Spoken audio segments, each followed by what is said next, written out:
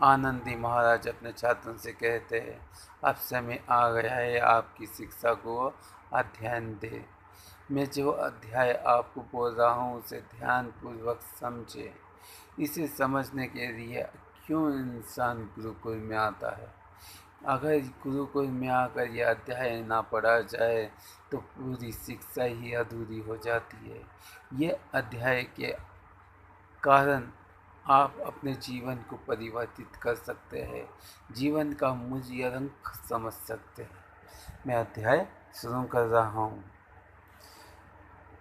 ये एक ऐसे योगी की कहानी है जो लाखों वर्ष अपनी तपस्या पूरी कर जीवन की उस लीला को समझते हैं जो जीवन किस तरीके से बना है और इंसान मानव जीवन क्यों मिलता है।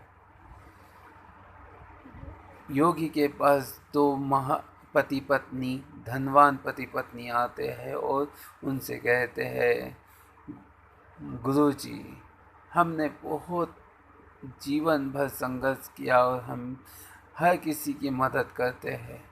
बचपन से लेकर अभी तक हम किसी को तकलीफ दिए ना किसी को परेशान करे, हर किसी की मदद करें, फिर भी प्रगति हमारे को ईश्वर क्या हमें सजा दे रहा है कि हमारे कने संतान नहीं है।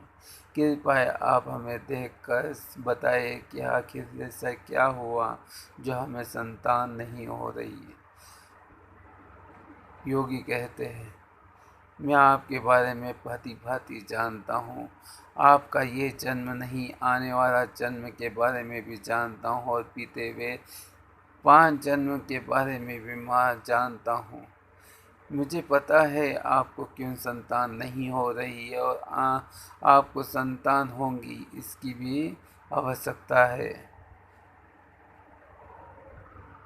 पति पत्नी कहते हैं कि हमने तो पिछले जन्म में क्या किया वो पता नहीं, लेकिन ये जन्म में हम बहुत ही ध्यान और सबकी मदद करते थे।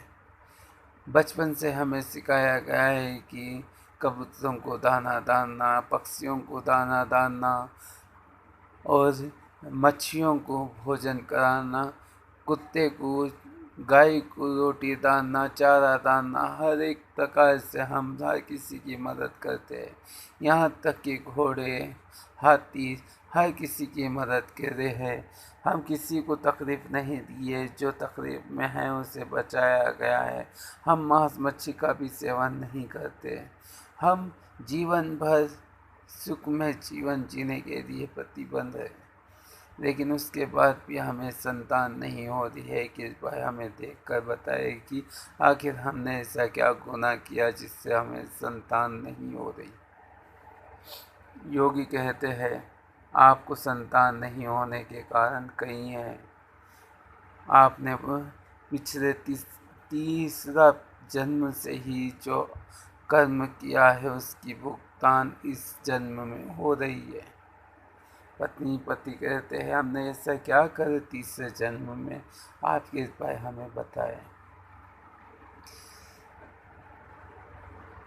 यही पिछले 3 जन्म में आप एक शेर थे जो राज्य करते थे। आपके जंगल में हर एक जानवर को मार के खाते थे। पति ने कहा, ये तो अगर शेर बने तो जीवन जीने के लिए तो भोजन की आवश्यकता पड़ती ही होगी। मांस मच्छी जीवन में हमें ऐसी श्रेणी में डाले है कि मांस मच्छी खाना ही पड़ेगा।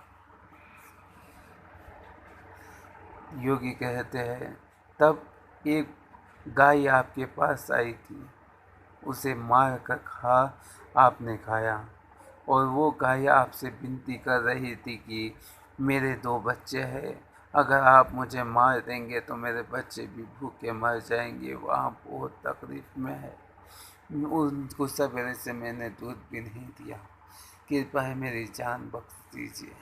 लेकिन आपने उन्हें मार कर खा गया। जब आपने देखा कि ये माँ को तो खा लिया, उसके 2 बच्चे हैं, शायद उन्हें भी खा लूँ।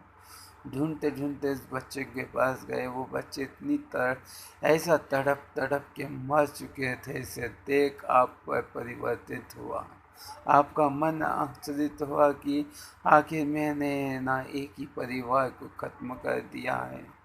आप एक सियाह होने के बाद भी, आप एक मांसाहारी होने के बाद भी आपने अपना जीवन जिस तरीके से आगे जिया वह मांस को ही त्याग दिया। एक शेर होकर आप मांस का सेवन करना छोड़ दिए, क्योंकि आपको जो तकलीफ हुई वो तकलीफ आज भी एहसास करा रही है। आपको पता है जो गाय को आपने मारे वही गाय आपकी पत्नी है इस जन्म में। और ये जो उस जन्म में जो गाय को मारे थे उन्होंने कहा, उन्होंने ही तो बताया था कि उसके 2 बच्चे हैं, जहाँ बच्चों को खाने आप गए थे। इस कारण उन बच्चों का भी साथ इन्हें भी लगा और उन्हें तड़पता हुआ छोड़ इस दुनिया में बिना किसी के सहारे चले गए। उसकी सजा ये जन्म में मिली।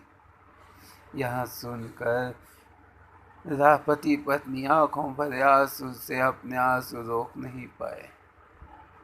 अध्याय दूसरे में।